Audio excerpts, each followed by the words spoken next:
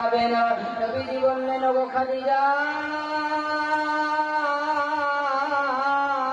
আমার চাদর দিয়ে কিংবা আমার মাথার পাগড়ি দিয়ে তোমার কেন কাপড় দেবো বলো খাদিজা?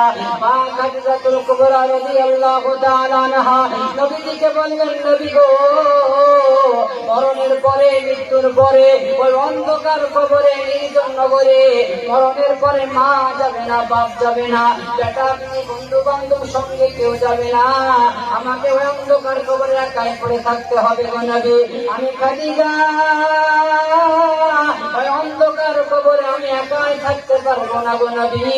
তাই আপনার মাথার পাগড়ির বরকতে, আপনার চাদরের বরকতে যদি আমার কবর আযাব মাফ হয়ে যায়।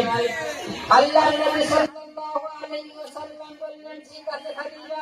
মা খাদিজাতুল কুবরা রাদিয়াল্লাহু তাআলা আনহা তার কবরে রাখা হলেন।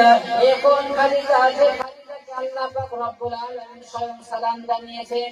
সেই খাদিজা কবরের ভয়ে কত কান্না করেছেন মুসলমান।